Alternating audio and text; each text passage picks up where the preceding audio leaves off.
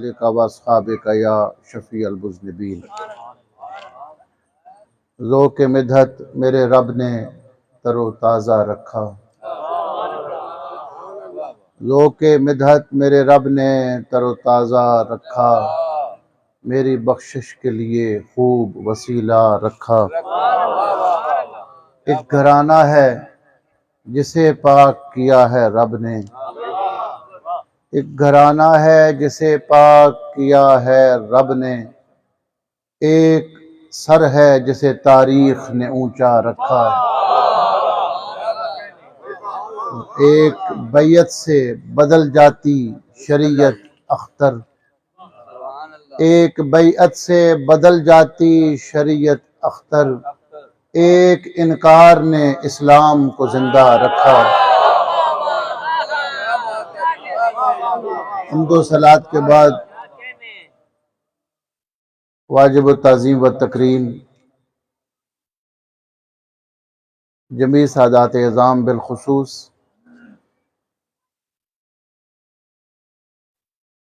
پیکر صدق و اخلاص وارث فیضان شاہ حمدان حضرت پیر سید محمد جابر علی شاہ صاحب حمدانی زیدہ مجدہ زیب آستان عالیہ بنگالی شریف، دیگر حاضرین اور سامعین، محفل پاک میں علماء خطباء تشریف فرما ہیں، اور ابھی خطیب ہزارہ خطیب ابن خطیب حضرت علامہ قاضی طیب ہزاروی صاحب تشریف لائے ہیں۔ مجھے یاد ہے ہم ابھی 8ویں 9ویں کلاس میں تھے تو دربار عالیہ توری شریف میں حضرت کے والد گرامی کے خطابات سنا کرتے تھے۔ اللہ تعالیٰ ان کا بھی سایہ سلامت رکھے، وہ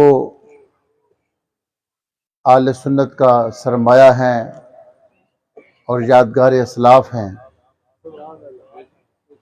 اور ہم اکثر ان کی غیر حاضری میں بھی ان کا ذکر خیر کرتے رہتے ہیں۔ 1993-94 میں ہم ان کو اپنے گاؤں لے کر گئے، پہاڑی علاقہ تھا تو بہت بلندی سے نیچے اترنا پڑا، پھر اوپر جانا پڑا، تو ان کی اس سے مزاح بڑی تیز ہے تو فرمانے لگے اس تو بعد پھر بھی کوئی پولیس رات ہو سی۔ اللہ تعالیٰ ان کا سایہ سلامت رکھے۔ اس وقت حضرت خطیب ہزارہ کا بھی خطاب ہوگا۔ میں اس وقت حاضری کے لیے حضرت کو دعوت دینے کے لیے کہ آپ کی زیر صدارت 13 اگست کو انشاءاللہ راولپنڈی میں ہمارے مدرسہ اور مسجد میں سید الشہداء کانفرنس ہوگی، اس نیت کے ساتھ آج حاضر ہوا تھا۔ میرے علم میں نہیں تھا کہ حضرت کچھ گفتگو کے لیے ارشاد فرمائیں گے، تو حکم کی تعمیل میں 2-3 باتیں عرض کر رہا ہوں۔ اس وقت ہم جس آستانِ خیر پہ کھڑے ہیں یہ اولاد رسول صلی اللہ علیہ وآلہ وسلم کا ایک بڑا مرکز ہے۔ اللہ تعالیٰ کا ایک نظام ہے کہ رب کریم نے امت کی رہنمائی کے لیے حضور پاک کی اولاد کا انتخاب فرمایا، اور اللہ تعالیٰ نے خاندان نبوت کو طہارت کی ازلی سند عطا فرمائی۔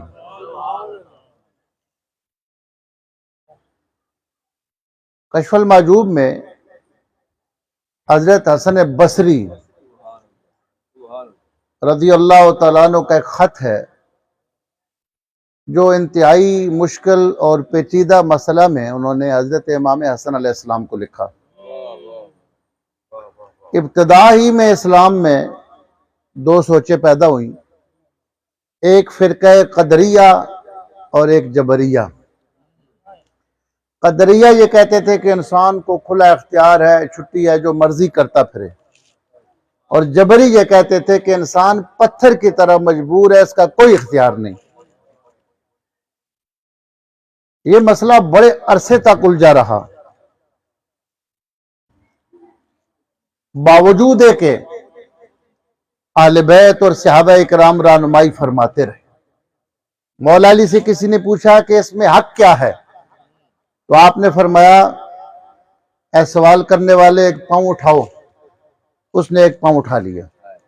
فرمایا دوسرا پاؤں اٹھا کر دکھاؤ۔ اس نے کہا دوسرا تو میں نہیں اٹھا سکتا۔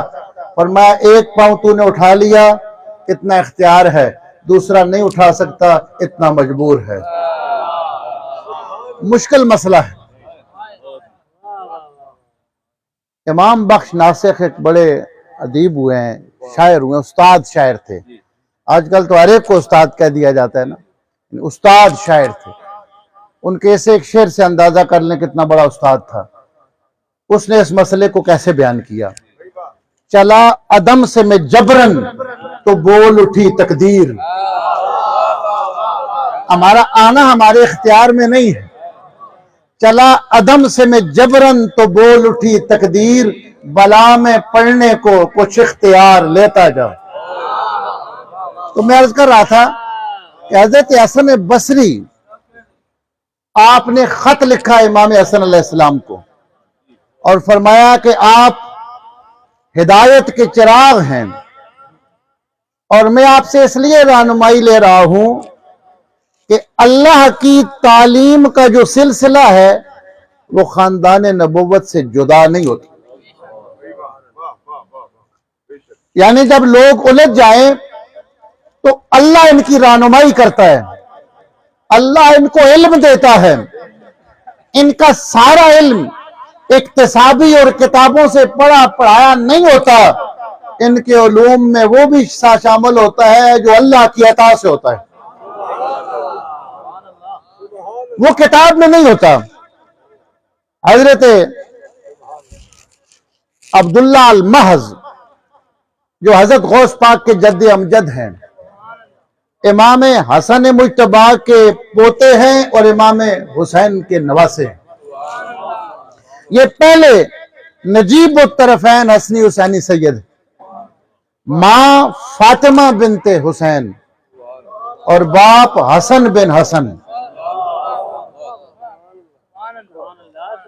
بخاری شریف میں حضرت سیدہ فاطمہ بنت حسین کا ذکر ہے جو امام عالی مقام کی صاحبزادی ہیں، اور حضرت امام حسن مجتبی کی بہو۔ انہوں نے اپنے شوہر نامدار کا سوگ کیا۔ عورتیں گھروں میں شوہروں کے سوگ کرتی ہیں۔ بخاری کی حدیث ہے کہ 3 ماہ خیمہ لگا کر اپنے شوہر نامدار کی قبر مبارک پہ سوگ کیا۔ صحیح بخاری میں یہ حدیث ہے۔ اور جو واقعہ ہے نکاح ہونے کا، وہ جب آپ پڑھتے ہیں تو دل پھٹتا ہے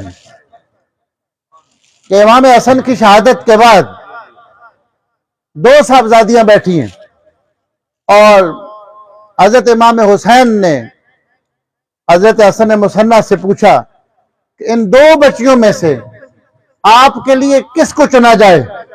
تو نگاہیں جھکا لی اور فرمایا چچا جان آپ کے سامنے انتخاب میں شرم محسوس ہوتی۔ تو حضرت امام حسین روئے اور فرمایا کہ میری بچیوں میں سے یہ جو بچی ہے فاطمہ بنت حسین، ہماری اماں جان سے سب سے زیادہ اس کی صورت ملتی۔ اور پھر رو کر فرمایا کہ آج میرا بھائی حسن زندہ ہوتے تو اس کا انتخاب تیرے لیے کرتے۔ تو حضرت عبداللہ المحض بہت بڑی شخصیت گزری ہیں، اور یہ سب تاریخوں میں لکھا ہے۔ آج ناسبی فتنہ یہ بھی ہے کہ اولاد حسن اور حسین کو لڑایا جائے کہ ان میں سے اتنے امام ہیں تو ان میں سے کیوں نہیں۔ یہ ساری ایک سازش ہے، وہ ایک دوسرے سے جدا نہیں۔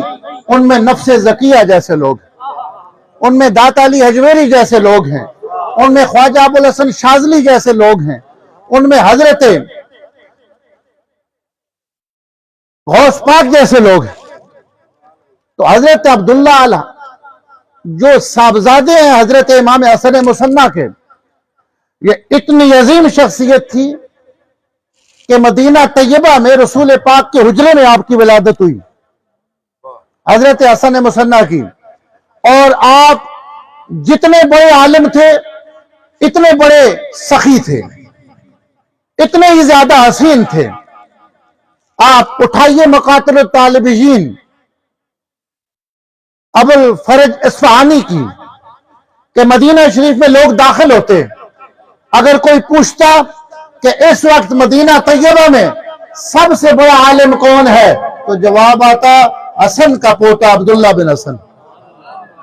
اگر یہ سوال ہوتا کہ مدینہ طیبہ میں سب سے زیادہ سخی کون ہے تو آواز آتی تھی عبداللہ بن حسن۔ اگر یہ سوال ہوتا کہ مدینہ طیبہ میں سب سے بڑا جرأت مند کون ہے، سب سے بڑا عالم کون ہے، سب سے بڑا غیرت مند کون ہے تو حضرت عبداللہ بن حسن کا نام آتا۔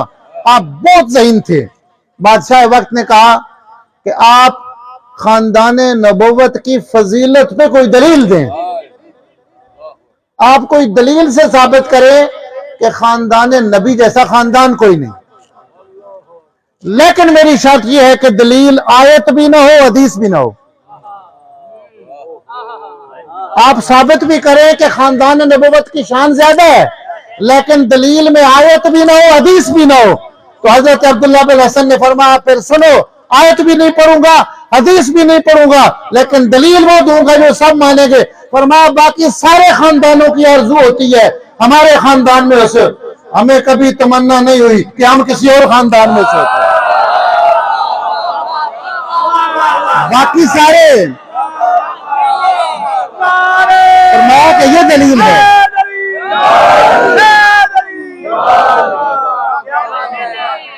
فرمایا ہمیں کبھی یہ ہمیں تمنا، باقی لوگوں کو یہ شوق ہوتا ہے سید بن جائیں، اور اگر کہ سید ہو کر یہ شوق کرے کہ میں کوئی اور بن جاؤں اس کو اپنے شجرے کو چیک کرنا چاہیے۔ اسی سے اندازہ ہو جاتا ہے۔ میں نہیں جانتا کاغذ پہ لکھے شجرہ نسب، بات کرنے سے قبیلے کا پتہ چلتا ہے۔ بعض اوقات ایسے بھی ہو جاتا ہے۔ یہ جو ذہانت ہے یہ اللہ کی عطا ہے، یہ اللہ کی عطا ہے اور اللہ کی مہربانی ہے۔ اور حضور علیہ السلام نے اس بارے میں ارشاد فرمایا۔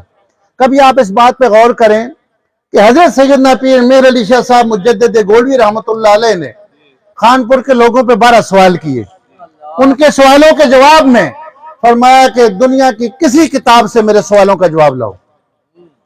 100 سال سے زیادہ عرصہ گزر گیا، جواب نہیں آئے، اور آپ نے بار بار ارشاد فرمایا کہ میرے سوالوں کا جواب دینے کے لیے ضروری ہے کہ عقلی اور نقلی علوم پہ بندے کو دسترس ہو، پوری کمانڈ ہو۔ دسترس کا مطلب یہ ہے کہ اس فن کی کتابیں دنیا سے ختم بھی ہو جائیں تو وہ سارے فنون بندے کے دل میں ہوں۔ دسترس کا یہ مطلب ہے کہ وہ کتاب نہ بھی سامنے ہو، فرمایا سارے عقلی نقلی علوم جانتا ہو پھر بھی میرے سوالوں کا جواب نہیں دے سکتا، دوسری شرط یہ ہے کہ اس کی رگوں میں خون فاطمہ ہو۔ سوال یہ پیدا ہوتا ہے کہ علم کا سوال کا جواب دینے سے خون کا کیا تعلق ہے؟ تو سنیے رسول کریم نے ارشاد فرمایا اہل بیتی خلقوا من طینتی ورزقوا من فامی۔ فرمایا میری اولاد کو اللہ نے میرے خمیر سے پیدا کیا اور اللہ نے جو مجھے سمجھ اور فراست عطا فرمائی اس کا حصہ میری اولاد کو بھی عطا فرمائی۔ اہل بیتی خلقوا من طینتی۔ یہ کلر سیدہ سے آگے سرسوبہ شاہ اندر گاؤں ہے، وہاں میں ایک بار تقریر کر کے یہ حدیث بیان کی تو ایک مولوی صاحب کہنے لگے یہ تو ضعیف ہے کہ اہل بیت میرے خمیر سے پیدا ہوئے۔ میں نے کہا اب میں بتاتا ہوں کتنی قوی ہے۔ سلام اعلی حضرت، خون خیر الرسل سے ہے جس کا خمیر، خون خیر الرسل سے ہے جن کا خمیر، ان کی بے لوث قیمت پہ لاکھوں سلام۔ میں نے کہا اعلی حضرت سے پوچھو ضعیف ہے یا قوی ہے؟ خون خیر الرسل سے ہے جن کا خمیر، ان کی بے لوث قیمت پہ لاکھوں سلام، اور آب تطہیر سے جس کے پودے جمے۔ آب تطہیر سے جس کے پودے جمے اس ریاض نجابت پہ لاکھوں سلام. خون خیر الرسل سے، اور یہ خون خیر الرسل کا کمال فرمایا کہ فی کل خلف من امتی عدول من اہل بیتی. فرمایا ہر دور میں میری امت کی رہنمائی کے لیے ایک صاحب کردار بندہ میری اولاد کا موجود ہوگا. آپ جس علاقے میں چلے جائیں، صحیح سیدوں کی پہچان یہ ہے کہ ان کا بڑا بزرگ صاحب مزار ہوتا ہے. جہاں بھی صحیح النسب سادات موجود ہیں، وہاں ان کا جو پہلے بزرگ جاتے ہیں وہ صاحب مزار ہیں، آگے پھر ان کی اولاد ہوتی. اب یہ ایک سسٹم ہے اللہ کا، اور وہ اس علاقے میں جا کر رسول اللہ کی امت کی رہنمائی کرتے ہیں. یہ ہے ایسے. امام علی رضا علیہ السلام جب نیشا پور میں تشریف لائے، یہ پہلا دور تھا اور پہلا یہ واقعہ تھا کہ نیشا پور کے لوگوں نے خاندان نبوت کے کسی بندے کی زیارت کی. مشہور حدیث پاک ہے اور کتابوں کے اندر موجود ہے. اس کا ایک حصہ ابن ماجہ شریف کے اندر بھی موجود ہے.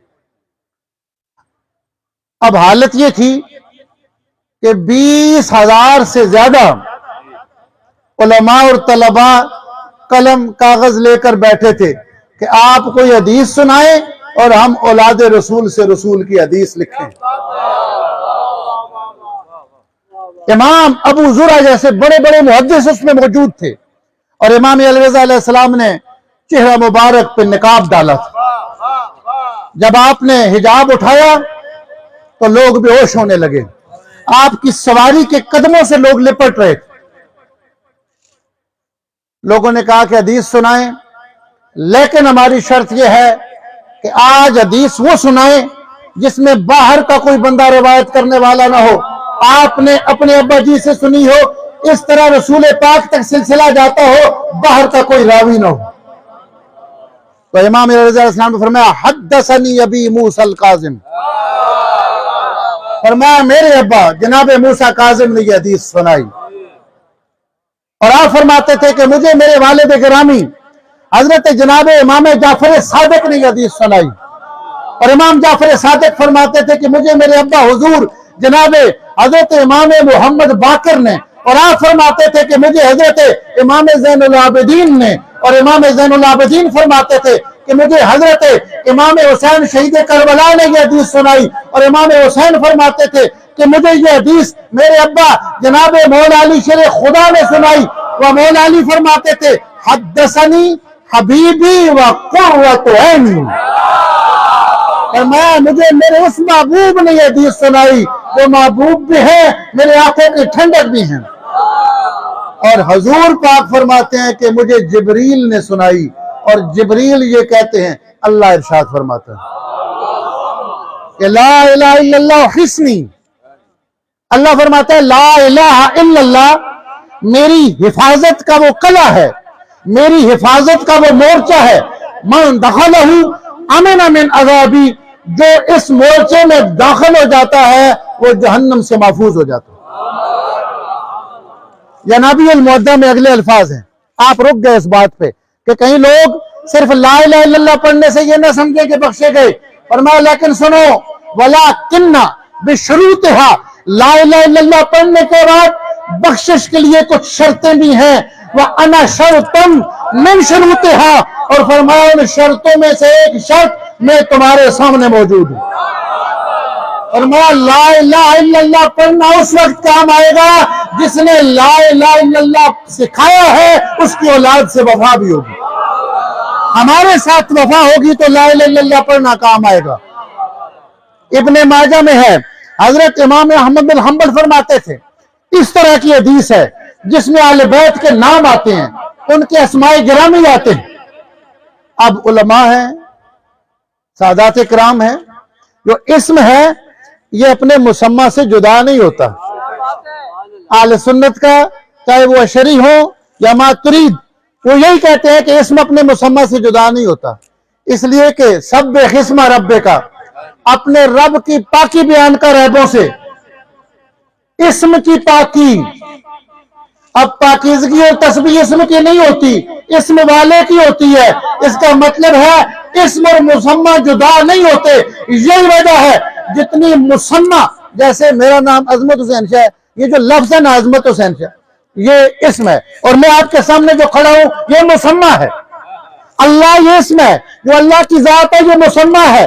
مسمى اور اسم کی تاثیر جدا نہیں ہوتی، جتنا بڑا مسمى ہوتا ہے اس کے اسم کی اتنی ہی تاثیر ہوتی ہے۔ یہ بات لوگوں کو اس لیے فرمایا وَاذْكُرْ اسْمَ رَبِّكَ، رب کا بھی ذکر ہے، اس کے اسم کا بھی۔ اب لوگوں کو کیا پتا کہ اسماء کی تاثیرات کیا ہیں؟ صاحب تفسیر صحابی جلالین درسی کتاب ہے، اس کی شرح فرماتے ہیں جو اصحاب کہف ہیں، امت بنی اسرائیل کے جو ولی ہیں، ان کے ساتوں کے نام لکھ کر یملیخا، مکسلمینا، کشفوتت، آذرفت چونت، کشافت چونس، طب یونس، یوانس بوس، یہ 7 نام بنی اسرائیل کے ولیوں کے لکھ کر کسی کاغذ پہ اگر کشتی میں رکھے جائیں، کشتی ڈوبتی نہیں ہے۔ سامان میں رکھے جائیں، سامان چوری نہیں ہوتا۔ گھر میں رکھے جائیں، اللہ گھر کو آگ لگنے سے محفوظ کرواتا ہے۔ یہ تاثیر ہے اسماء کی، ان ناموں کی۔ اب عام بندے کو کیا پتا اسم کی تاثیر کیا ہے؟ یہ تو دانائے راز علامہ اقبال سے پوچھئے۔ آپ فرماتے ہیں ہر کے دانائے رموز زندگی، سر اسماء علی دانت کی چیز، اور ہر کے در آفاق گردد بوتراب، باز گرداند سے مغرب آفتاب۔ فرمایا جس کو علی کے اسم کا فیض مل جائے وہ آج بھی مغرب سے ڈوبے ہوئے سورج کو واپس کر سکتا ہے۔ لیکن یہ باتیں ساری زبانی نہیں ہیں، یہ کرنے کی ہیں۔ جس نے چند دن بھی مرشد کی اجازت سے اسم اللہ ذات کا ذکر کیا ہے وہ اس بات کو جانتا ہے۔ ویسے عام لوگوں کے سامنے تو کہانیاں ہیں، عام لوگوں کے سامنے تو کہانیاں ہیں، کسی کو کیا پتا اسم کی تاثیر کیا ہے، اسماء کی تاثیر کیا ہے۔ امام احمد الحنبل فرماتے ہیں کہ امام علی رضا علیہ السلام، امام موسیٰ کاظم علیہ السلام، جعفر صادق علیہ السلام، فرمایا یہ جو ناموں والی حدیث ہے نا، ان ناموں کا اثر یہ ہے لو قرئ ھذا الاسناد علی مجنون لبر، فرمایا اگر کسی پاگل پر اسماء گرامی اہل بیت کے پڑھے جائے اللہ پاگل کو بھی عقل کا نور عطا فرما دیتا ہے۔ یہ اسماء گرامی یہ تو پہاڑوں کو ہلا دیتے ہیں۔ ایسے ایسے لوگ ہیں جو لا علاج مریض تھے۔ مجھے ایک بار ایک بزرگ تھے، وہ حضرت شیخ اکبر کے علوم کے جاننے والے تھے، وہ فرمانے لگے کہ میں کسی آیت کی تلاش میں ہوں، ایسی آیت جس کی وجہ سے بندہ فوراً مردہ ہوتے ہوتے اٹھ کے بیٹھ جائے، مرنے والا بندہ اٹھ کے بیٹھ جائے، مجھے کسی ایسی آیت کی۔ میں نے کہا حضرت کیوں؟ فرمایا چونکہ قرآن معجزہ ہے نا، اور معجزہ فوری کام کرتا ہے۔ معجزہ نہیں ہے کہ آج نبی دکھانا چاہے اور ہفتے بعد ظاہر ہو، معجزہ فوری کام کرتا ہے۔ فرمایا میں ایسے آیت کی تلاش میں ہوں جو آیت مجھے مل جائے کہ مریض فوراً ٹھیک ہو جائے۔ تو میں کوٹا میں حضرت سیدی زبیر شاہ صاحب رحمۃ اللہ علیہ کے پاس گیا، میں نے کہا کہ شاہ صاحب آیت کی تلاش میں ہے۔ فرمایا ہمیں آیت تو نہیں ملی، لیکن میں نے مرتے ہوئے مریضوں کو ائمہ اہل بیت کے ناموں کی برکت سے ٹھیک ہوتے دیکھا ہے۔ فرمایا آیت تو ابھی تک ہم بھی تلاش میں ہیں، لیکن ہمیں آیتوں والے ایسے مل گئے ہیں، حضرت امام جعفر صادق، امام باقر، امام زین العابدین، ان کے اسماء میں وہ تاثیر ہے۔ کیوں؟ جتنی ذات میں طاقت ہوتی ہے اتنی اس کے اسم میں طاقت ہوتی ہے۔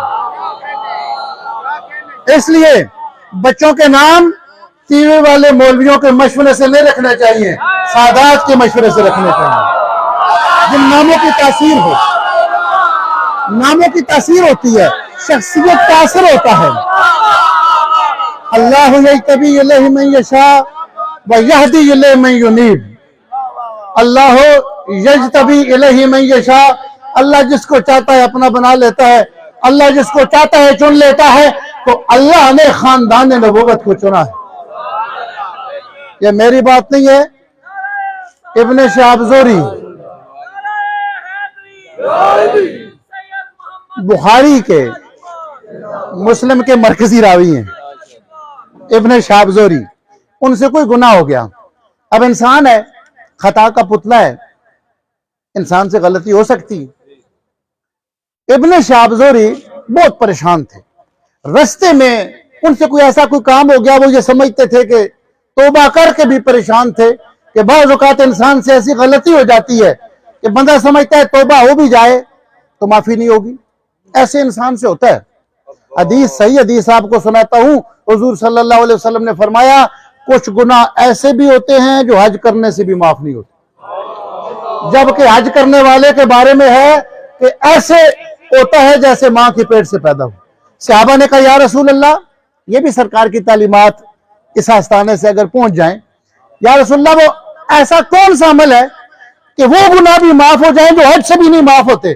فرمایا جب کوئی بندہ محنت مزدوری کر کے روزی حلال کی کماتا ہے، اس میں تکلیف آتی ہے، پسینہ نکلتا ہے، اس تکلیف کے اللہ وہ گناہ بھی معاف فرما دیتا ہے.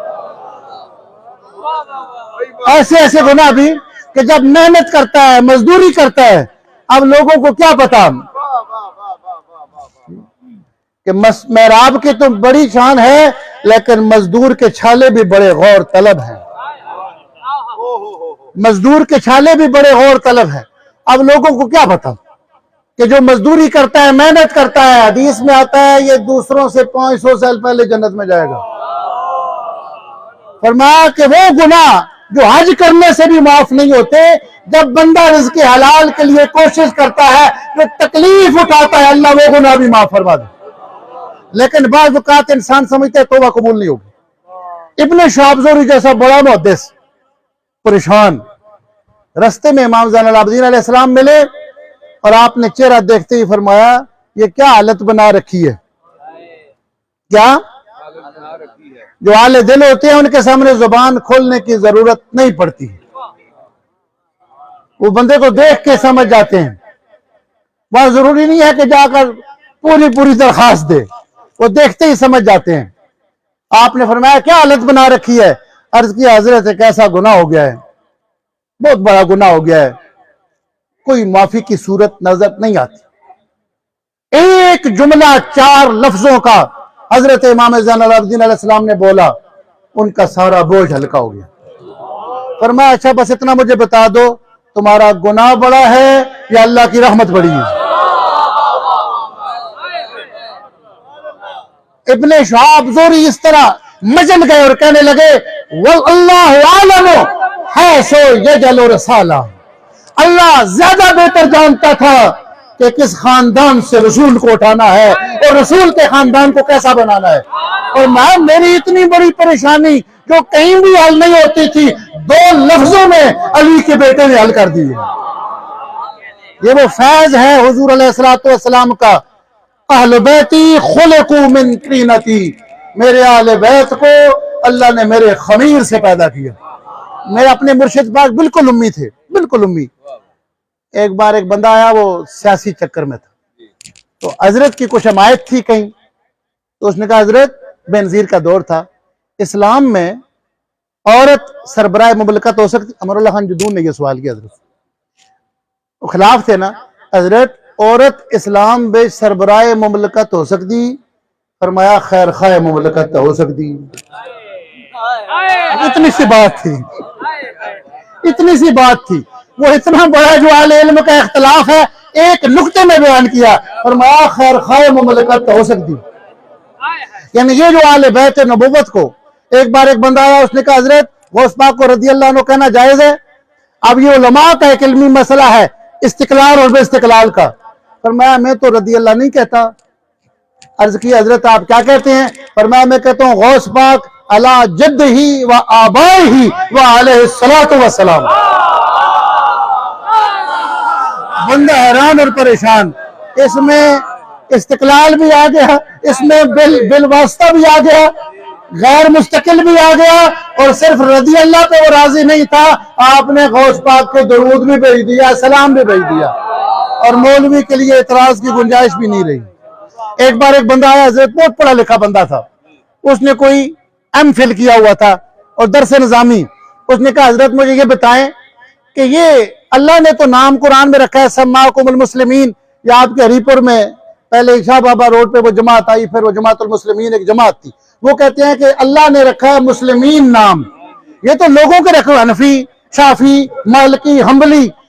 حضرت سے کہنے لگا ان ناموں کا کوئی قرآن میں ثبوت ہے؟ قرآن تو کہتا ہے کہ تمہارا نام مسلمان ہے۔